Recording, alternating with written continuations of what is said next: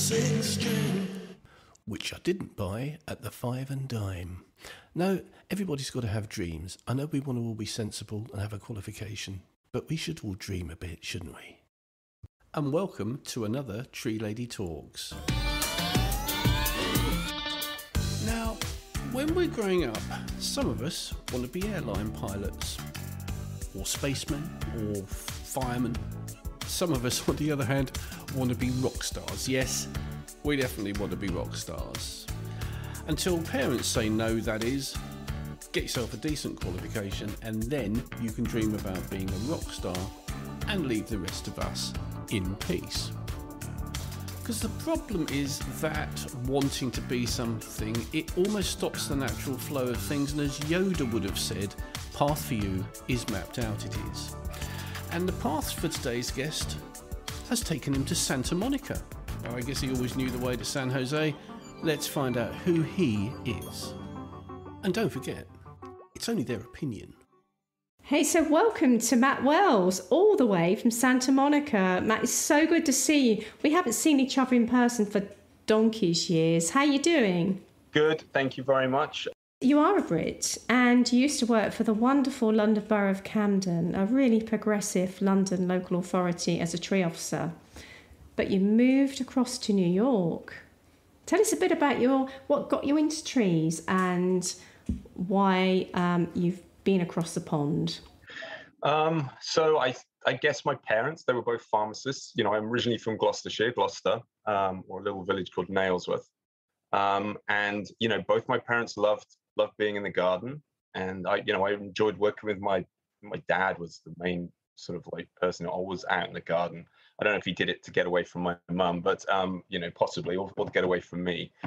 But he was always in the garden working, and my mum would always walk me around the garden, and she knew all the plants, and they were both, incredibly good horticulturalists, and that's kind of like created that spark in me. So, when you're leaving school, you're 18, obviously rock star was right up there as well.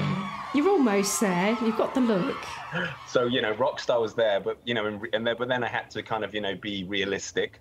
I think the careers office was telling me I should be a policeman. But anyway, but sort of like horticulture, trees, things like that was a kind of a natural fit, mainly because of my parents' influence on me. So I was very lucky in that way that we lived in a countryside, was always out in nature and things like that. So that kind of created that spark. So when it was like, well, what do you want to study? There was that sort of landscaping, countryside ranger. And I always liked the tree surgeon, the whole thought of tree surgeons. Wasn't really sure if I'd ever be good at heights or climbing trees, but I thought, that sounds pretty cool. And that's, so then I went to university. I went to Reading University. I ended up studying landscape management there.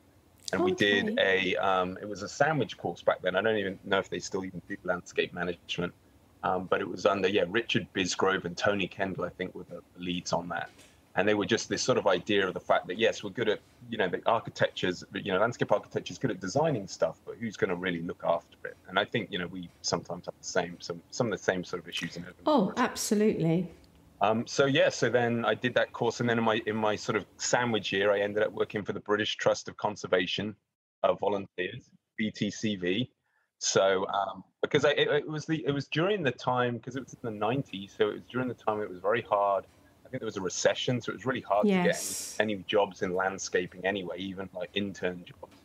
Like certainly not paid interns, you'd have to volunteer. But anyway, I ended up at the British Trust. Now called the Conservation Volunteers, and they changed my life because I was going to be an astrophysicist.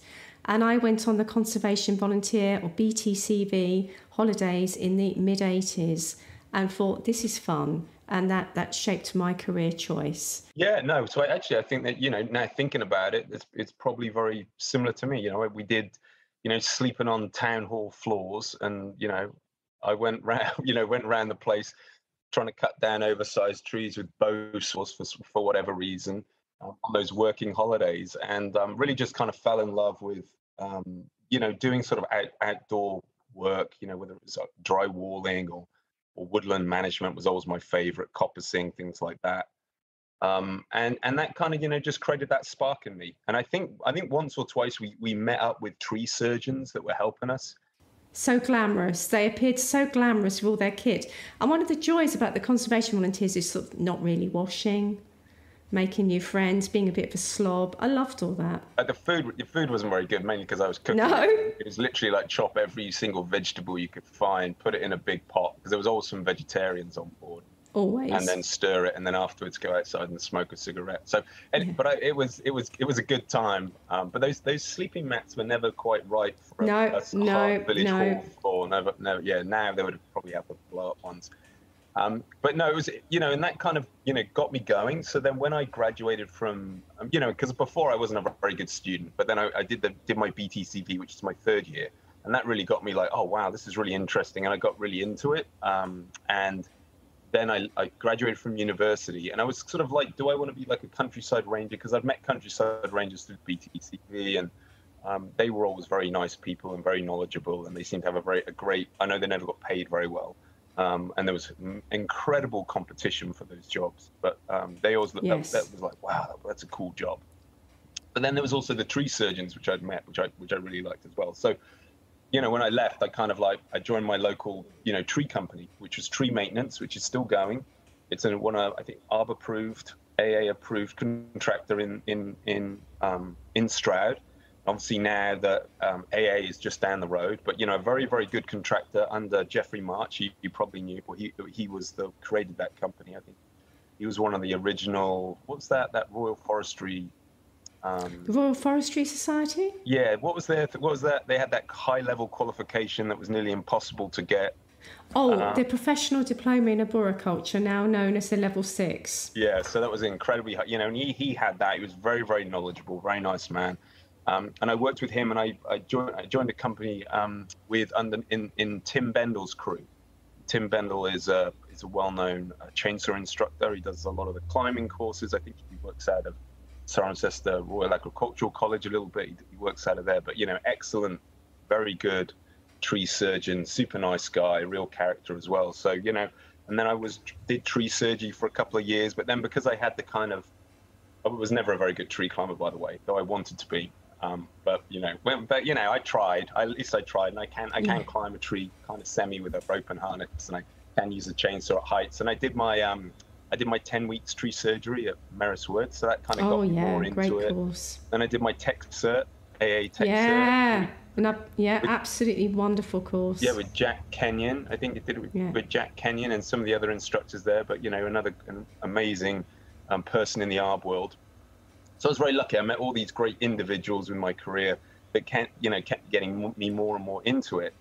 And then because I kind of then had this sort of background with the degree, and now I had quite a bit of practical experience, I was just like, well, I can't, I'm not a natural tree surgeon. I could understand that this wasn't, kind of like at that stage without like aerial lifts and stuff. I mean, it's a pretty hard job to do, not as a job that's very hard to do for the whole career, I would say, unless you go into instructing or you have your own company. So, so I thought, well, what about these tree officer positions I'd heard about?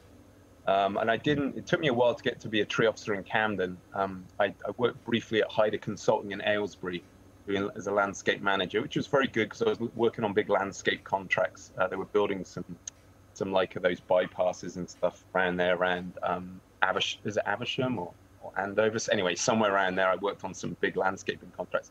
But then eventually was, incredibly lucky to get an Arboricultural Officer job at Camden under the incredible Al Smith. So tree hero. And the nicest man in the world. And yes. I got to work with him. And then at that point, there was also Jake Tibbetts was there. Yeah. Then went on to Islington, and I think he's now at City of London. Yes, he is. Yes. So very lucky to work with Jake as well. Another very good, excellent arboriculturalist, urban forester. And then there was also Pat Richardson there, who's a great guy. Yes. Craig Southwell, who's in Canada now, another great guy as well. So yeah, we had an amazing little team at Camden. So it was like kind of for me it was the golden years of like being in the UK.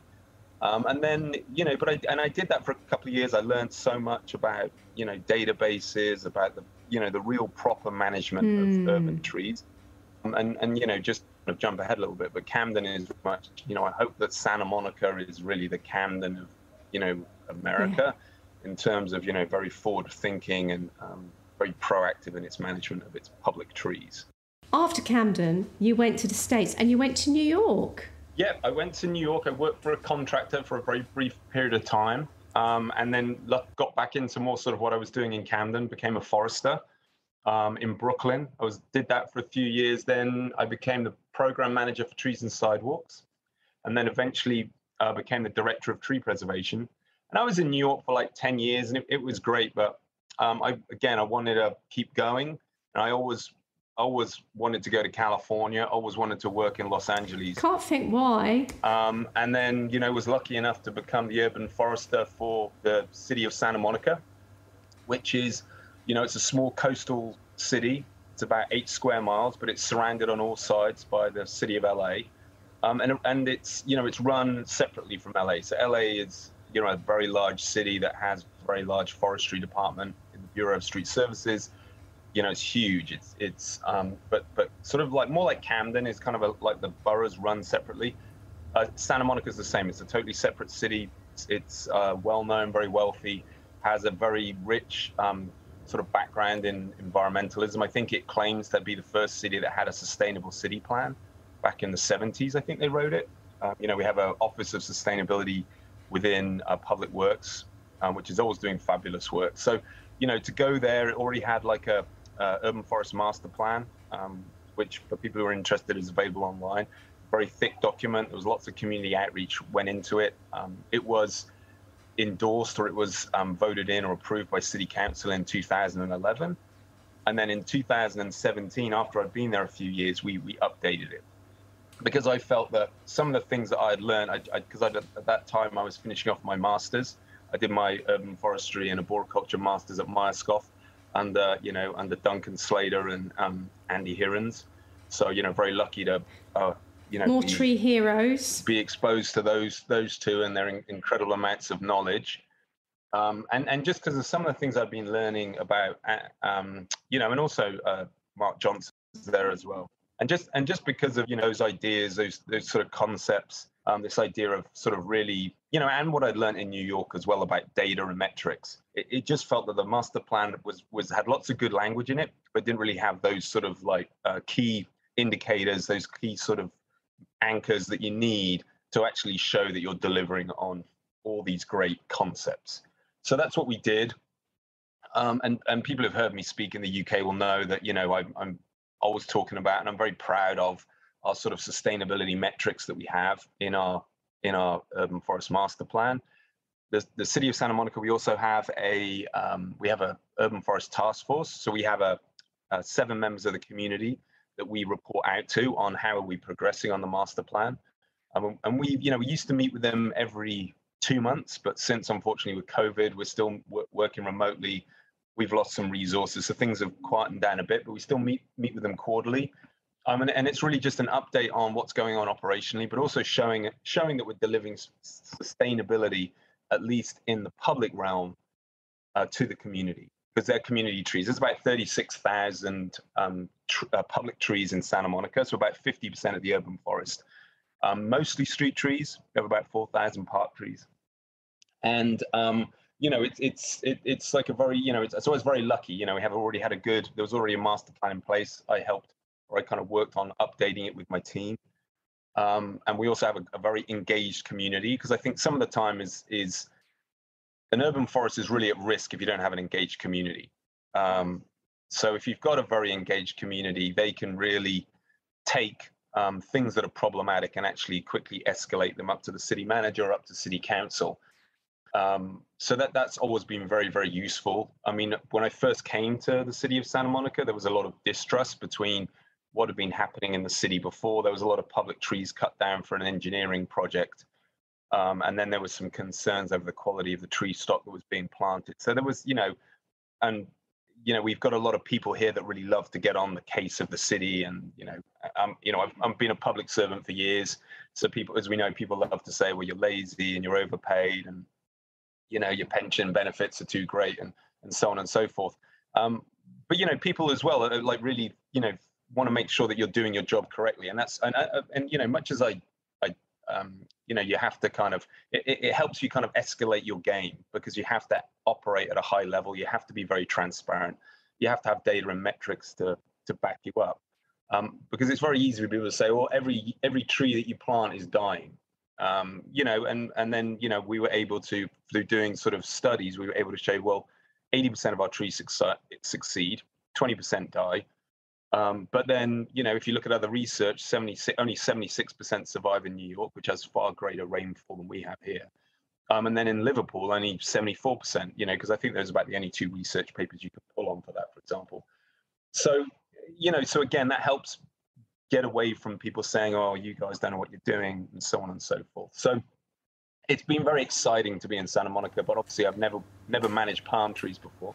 I was going to ask you, yes, I've never been to America, let alone Santa Monica. Describe to me the treescape. What sort of species do you have? How leafy is it? What's your canopy cover? So what does it look like? So we have about, and I'll just talk about the public realm because that's what we have data on. So we have 36,000 public trees, or just under. The most common species is Mexican fan palm, which is a very tall, skinny palm with a very small head on it that doesn't provide us much environmental benefits, right? We all know that. But good thing about them is they grow pretty much anywhere with very little water. So sometimes, much as we write them off sometimes in a place where you don't really have much to give your tree or your palm, they're very useful species to have. So we have a lot of those. We have a lot of ficus trees. So Indian laurel fig ficus. We have a lot of those. We're probably very famous in the LA region because we've kept hold of our ficus.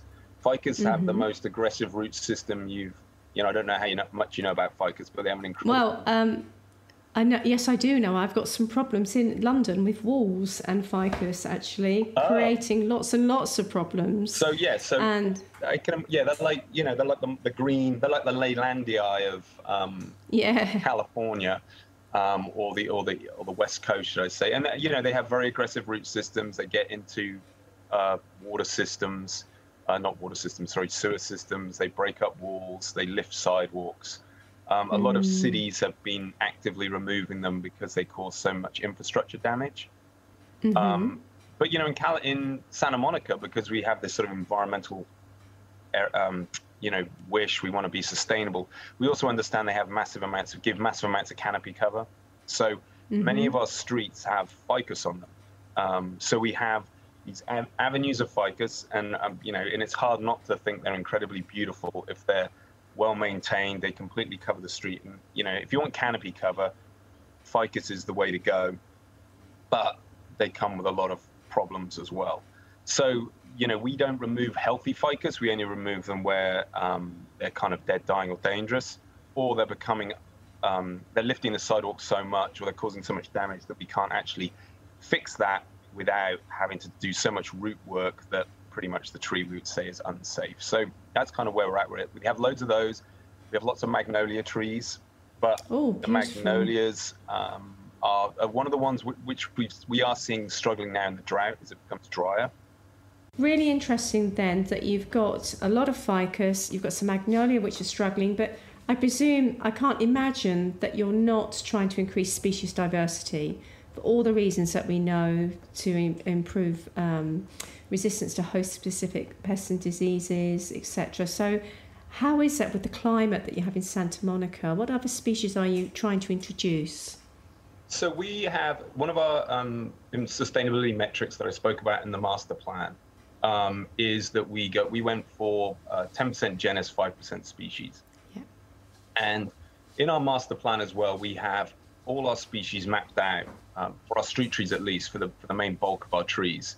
So we at a planting space level. So we know for all our planting spaces we have on our streets, this is the primary species and this is the secondary species. Brilliant. So those three that we've spoken about are really the ones that we're trying to reduce down. Everything else is below that 10%, 5% threshold.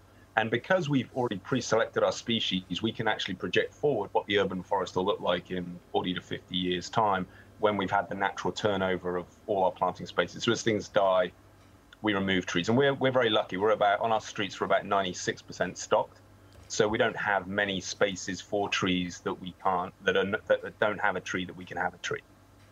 So everything's mapped out, but the sort of species we're bringing in are things like, and they won't, you won't have them in the UK, many of them, but we have like Afrocarpus, which is a very large-headed, green-headed tree, similar to ficus in look, but doesn't come with as many of the problems that we get with ficus. So we're kind of, we're trying to also, we're trying to swap out trees. So we're trying to, because we have avenues in Santa Monica. So we have monocultures, people call them monocultures, but each block has a selected one species or two species. And then we just have to make sure all the blocks have different species selected. And many people would be like, oh my goodness, that's like kind of monoculture planting.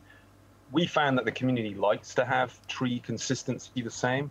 And I would say from a management point of view, it's important because that means your trimming program can be geared in towards what species you have. So you don't have to trim everything, because a lot of cities, we prune everything every 4 years. Well, many species need either more than that or need to be at least inspected more than that or less than that. So, it means that we've got a 5-year pruning program, a 3-year pruning program, a 2-year pruning program. And for downtown, for palms, we have a 1-year pruning program. So we have 4 different pruning programs sort of working alongside each other in our city. So again, it allows us to dial in our urban forestry inspection pruning program. And I like to say that we're inspecting on those regimes. We're not pruning on those regimes, because if we inspect trees, if they need to be pruned, we prune them. If they don't, then we move on.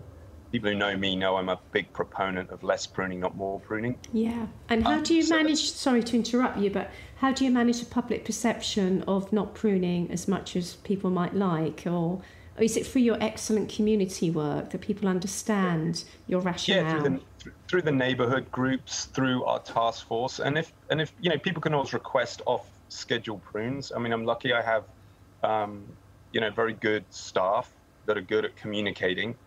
And if it's touching the house or it's creating a nuisance, we'll try and do something. We're not like, hey, no way, it's the tree outside your home, you just have to live with it. Because I understand, I try and understand it from the homeowner's point of view. Yeah. But we also need to, we're trying to build canopy cover. We're trying to wound our trees less. We're trying to maintain health. And again, we got a drought in on the top. We want to be not creating more stress and already stressed trees. So we're trying to be as sensitive about it as possible. But the sort of species we're bringing in, sorry, to get back to that, is Afrocarpus, things like carrotwoods, or Italian stone pines. I know you have over there. Then we've got where we've got very small tree wells, or we've got real sort of drought issues, or we know there's no water, there's no supplemental water. Then we're planting things like Palo Verde. We're planting things like African sumac. We've got some, we've got a variety of different smaller growing species that are very drought resistant that we're trying to bring in. Where we've got space, we're also using some more of the different ukes. We have a lot of eucalyptus here, but we're moving away from things like blue gums. We're using a lot of lemon-scented gums. We're using ghost gums. We're using what's the other one we're using at the moment? Anyway, it'll come to me in a moment. But we're sort of we've been looking at where some of the different ones are, some of the different species that are being sort of recommended. Within LA as well, we have something called the Street Seminar, and they put out a great book that is all about different street tree species that you could try. We're also very lucky. We have locally to us, we have Matt Ritter, who's an incredible tree specialist, tree expert. He's out of the University at my pronunciation of towns is horrible, but anyway, a university just north of here. But he's got written a book called The Trees Amongst Us, and he's just done a new version of it. And so we're obviously always looking for different species, taking recommendations, working with local consultants, arborists as well. Species is a choice as well. And we try and be flexible. So if species aren't working, we have to be prepared to move them. We try to plant Catalina ironwoods, which were local to this area. But they just didn't work for us. We don't know why they didn't work for us as street trees, just because they were native. As we know, right, doesn't mean they're going to work that well in a tree well on a street in the middle of Santa Monica. And we are trying to plant as well. I should note that we are trying to plant more natives. So California oaks we're trying to plant more of. California sycamore trees, which are very similar to London plane trees, but they're native to this area. We also plant Mexican sycamores, which tend to be a little bit more upright. California sycamores are a little bit more out of riverbeds, and they tend to sort of drift over a little bit. They're not necessarily that upright. When I'm out on a walk with my tree lady talk, and I can tell you I'm in my green heaven.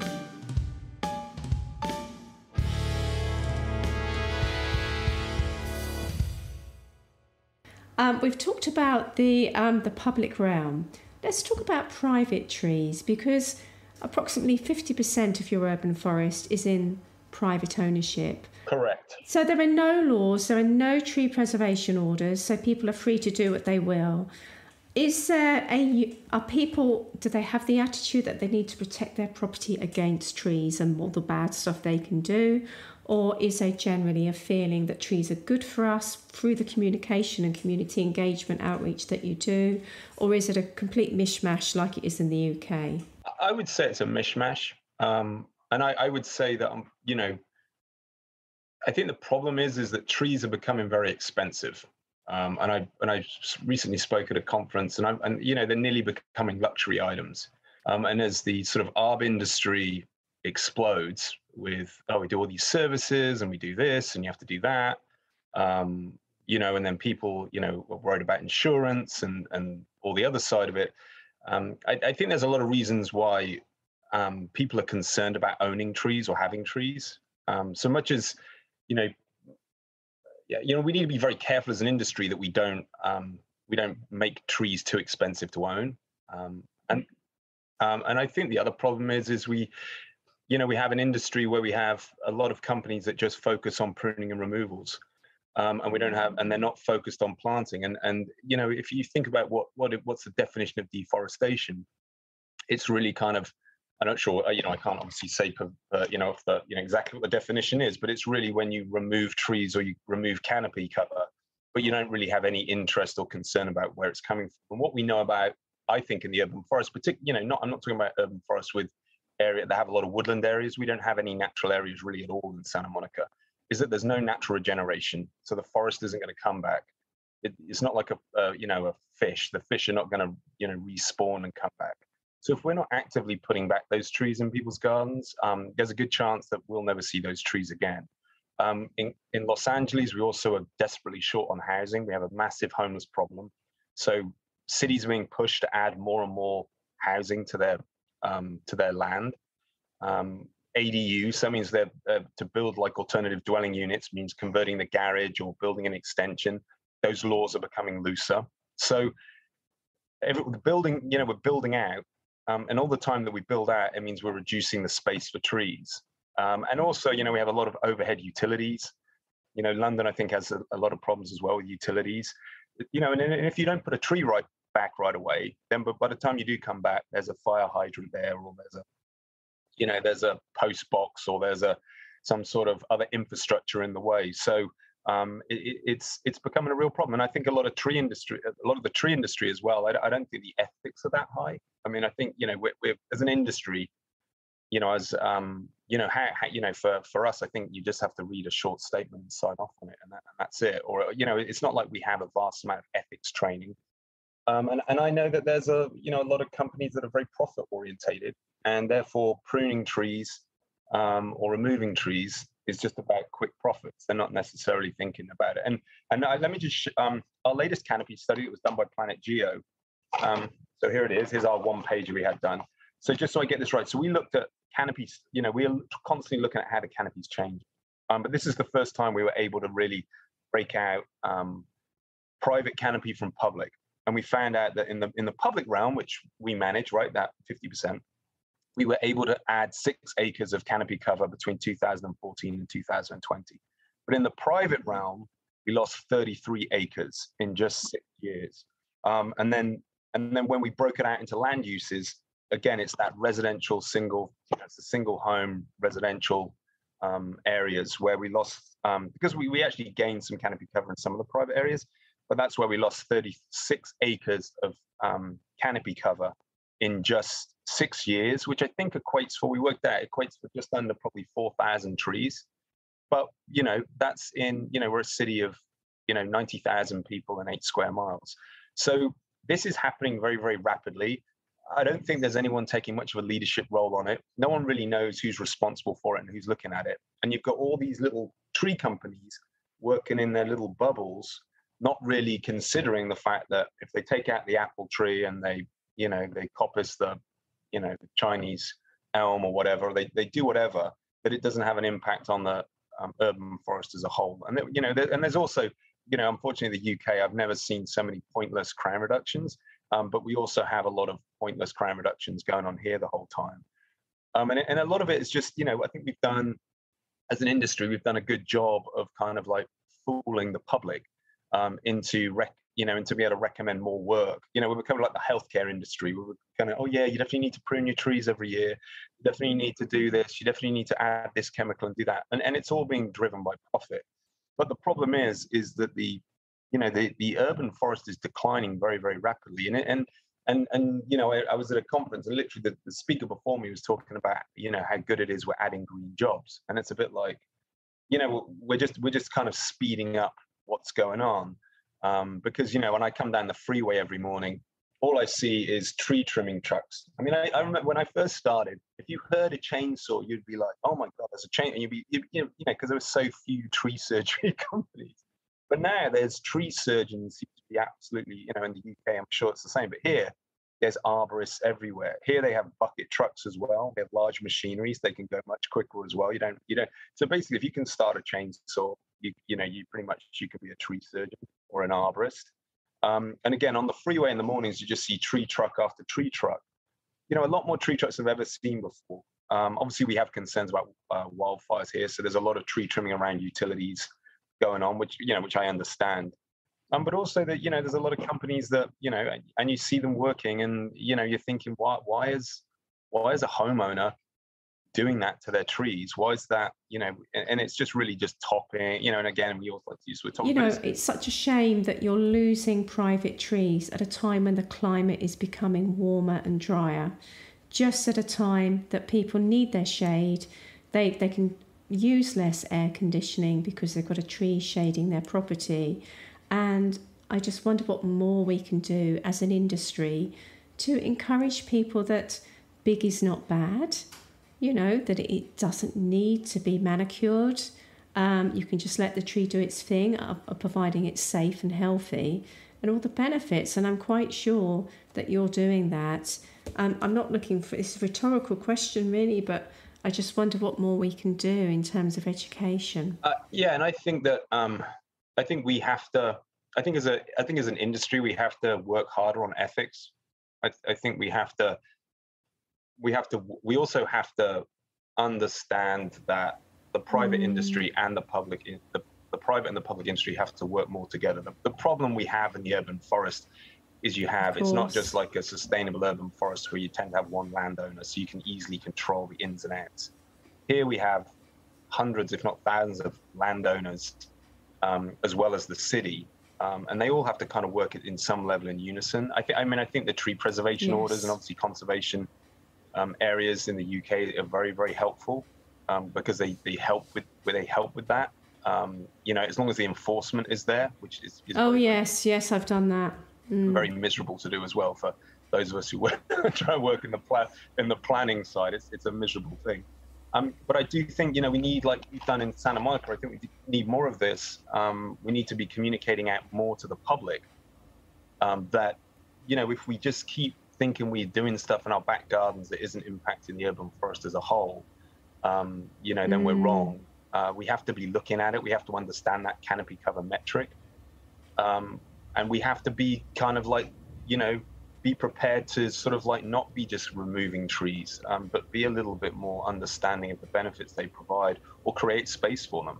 And you're right, it doesn't necessarily have to be, we don't necessarily have to have giant trees in everyone's backyard, but, maybe a couple of small canopy trees that we fit in along with the ADU, the alternative dwelling unit or the extension, or add more vegetation.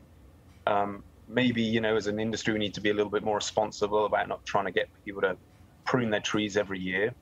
But, you know, try and be, you know, understand that we should be doing less wounding, trying to preserve canopy cover, not just sort of like harvest. And that's, you know, what I see. You know, I mean, I used to be one of the chainsaw gang as well, right? You know, get the harness on, get the rope on, get up the tree and start cutting things off it. So I understand that, but the industry is like really missing a trick. We can't be expecting the Girl Guides and the Cub Scouts and, you know, some landscapers to put back what we're having, you know, great fun removing or crown reducing. You know, we need to link the two up. And I would challenge any tree company that, you know, you need to be putting back as much as you take. Because if you're not, then in my mind, you're really the same as the guy out in the Amazon rainforest right now cutting down mahogany trees without really any concern at all about if anyone will ever come back and plant a new one. So that's kind of that's how I see it. I mean, I'm very cynical, but I've certainly seen it in the UK. I've seen it in New York, and I see it here in Santa Monica. And I'm lucky in Santa Monica because we're a very green community. We've got very wealthy people. If we think about Maslow's theory and self-actualization, you know, wealthy people tend to be more concerned about bigger picture things. So, you know, just because they have the resources and because they're concerned that, you know, they're not worried about food and shelter and all the other problems you need to get through before you can start worrying about whether you've got a street tree or whether you've got nice trees in the park or keeping the trees healthy in your garden. So, I've already got a very sort of a group that's very sort of engaged and wants to see that. They're pushing hard at the moment for a private tree ordinance because when they see this data, they're upset about it because they want to live in a high quality green environment. That's part of the reason they live in Santa Monica. Because when you travel from LA into Santa Monica, you often will be going from a place with very few trees, street trees included, into suddenly, there's street trees everywhere. It's a bit like, you know, you're in Santa Monica because, you know, you spend a lot of money planting trees, maintaining trees. You know, and I think that, you know, getting the message out there, trees are good, you know, iTree and things like that, they're useful tools, but you have to couple them up with laws, ordinances, requirements to keep urban greening, to minimize the size of footprints of new buildings, to encourage people maybe to build up rather than build out. I know it's more expensive to build up, but to be adding trees back as part of new development, to make sure that cities are planting street trees everywhere they can have street trees, to make sure that we're not over pruning the trees that we do have, because that's obviously going to create them to demise quicker. But you know, some of those things we can't be expected the municipalities. We can't expect the poor tree officers to be doing all this. All these private tree companies also have a responsibility to be actually doing the right thing in people's gardens and in backyards, and promoting urban forestry as well. Because, you know, as I don't know if you maybe when I speak, I always have one of my last slides is a picture of the golden goose, because trees really are the golden goose, right? They'll you know, if you don't kill it, then you can keep coming back and you can keep pruning it. It's going to keep providing benefits and so on and so forth. But unfortunately, if we just think to make the most money right now, I'm going to remove this tree, then it's done. And I know that's a very kind of like, you know, kind of a childish link in some ways, but it's you know, here in Santa Monica where we're looking at these things, we know that we've probably lost, you know, 3,500 trees in people's backyards in just 6 years. So if you work in the industry, that's a lot of work that you're never going to see again, because those trees are gone. So it's you know, so as an industry, we have to be more engaged with it. And I'm not here to point fingers or to blame people, but you know, and again, you know, we can't be arboriculturists anymore, right? That you know, that's great, but we have to be urban foresters as well. We have to have two hats. We have to be thinking about giving the best care for this tree that's in front of me, but also understanding that what we do at this tree level is impacting the urban forest as a whole. And we can't just depend on, you know, we can't depend on the municipalities. We can't depend on other people to be doing it. We have to be actively engaged in it. And just to kind of finish, and I know we talked or not to finish, but to talk a little bit about the urban tree canopy study.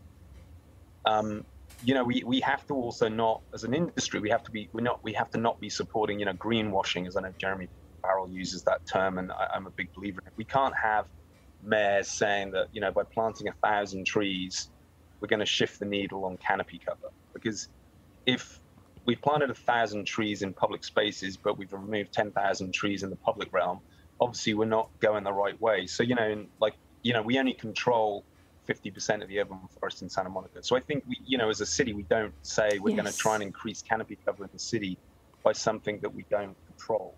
Now that we can kind of break public and private, we can say, yes, we're going to try and increase public tree canopy from, by 10 acres in the next 10 years, or we're going to try and increase it by a couple of percentage, because we can measure the two separately now. But we certainly shouldn't be saying, we're going to increase it when we only control 50% of it. We can't say it as citywide.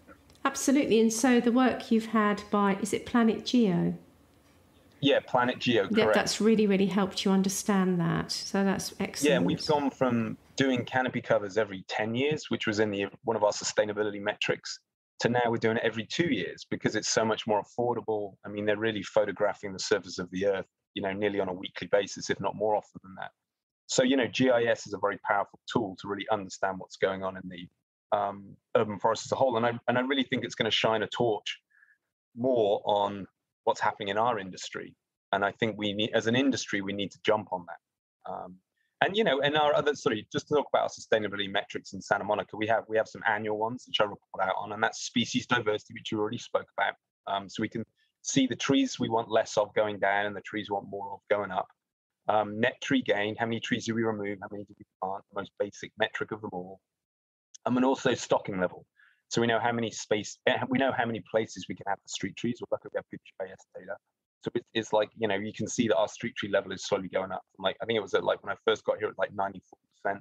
Now we're up to 96%. Our goal is to get to 100%. Obviously, we'll probably never quite get to 100. But then we have 5-year metrics, which is just our iTree study. So how much environmental benefits we're getting.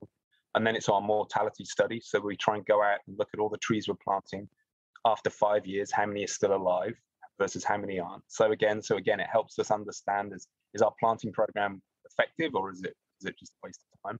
And then the last one was our 10-year metric, was the canopy cover study. But now, because we can do it on a far more often basis because of companies like Planet Geo, we're now doing that every 2 years. So we need to update our master plan, and we keep looking at that. But I found that canopy cover is very effective in talking to communities about what's going on in their neighborhood. So we do our canopy study at a neighborhood level. At a city level, that's great. But I find personally that people who live in one neighborhood don't really understand wants to know what's going on in their neighborhood, and also can relate to that. What's going on in the city as a whole is interesting, but I want to know what's going on in my neighborhood. We also actually have the canopy tool available through our website currently, so you can actually click around on each block and actually see how the canopy cover's changed over the lot between 2014, 2020. Again, that's a tool provided by Planet Geo. But then if because there's also lots of photography of the earth as well, you can pretty much look at a block, find where the canopy cover has dropped off significantly.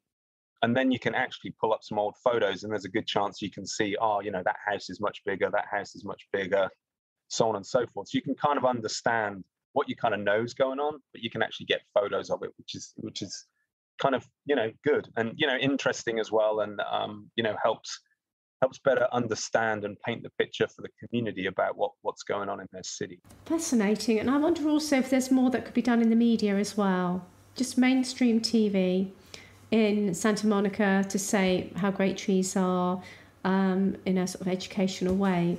That's brilliant. I'm conscious that I've taken up so much of your time, Matt.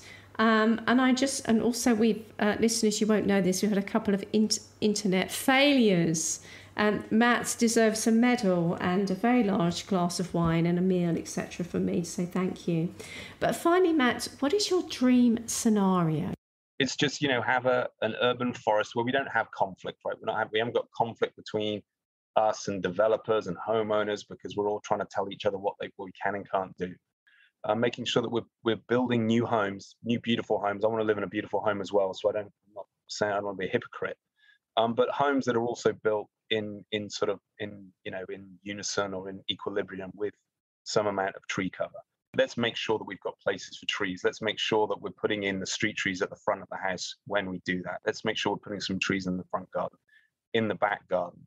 My wish is that the private industry gets a little bit more proactive in helping city foresters, urban foresters, arboriculturalists to actually preserve trees. I don't necessarily see enough of that. Thank you so much for that really in-depth oversight of what it's like in Santa Monica. There are lessons here that we can learn about drought-resistant trees, but there is so much also, there are universal subjects that we've talked about the loss of trees in private ownership, about people needing to be educated, the general public, about the benefits of trees, and about the real importance of metrics so that we can actually show what's happening, measure it, and see where things are going well and when they're not, to help us focus resources. So, Matt, what an absolute joy to speak to you. Thank you so much for your time. No, an absolute pleasure. Thank you so much, Sharon, for inviting me to speak. I really enjoyed it. 2 reminders from me before you go. If you've enjoyed this episode, it would be great if you could share it with your friends and family, and consider subscribing to the show to make sure you don't miss any episodes. You can find us on Instagram at TreeLadyUK and on the website treeladytalks.co.uk. And if you just want to get in touch, send me an email to noel@treeladytalks.co.uk. Well, he's a lovely guy, Matt, I have to say, and he was equally lovely and not rock starish at all when our internet went down, no less than 4 times during that interview. And Sharon decided that the only way that she could actually make it up to him was by offering stuff that she just thought, it's so embarrassing, I've just got to offer everything I possibly can to you. And so here's the outtake of how that went. Right, it's gone from wine, Correct. beer, Correct. to a meal, Correct. to you're kind of come and stay here with your girlfriend. I mean, we haven't even sorted out the Airbnb yet, I tell you. The dogs know nothing about it. But Matt, listen, you're very welcome. And I'm absolutely thrilled to bits. I can't wait for the next time the internet goes down. Although, to be honest, we are changing the internet provider as of from next week. So, unfortunately, it's unlikely that the internet's ever going to go down again. So we're not likely to have 600 people here because of internet dropout. In the meantime, all I can say to you, Matt, is rock on, pal. Tree Lady Talk.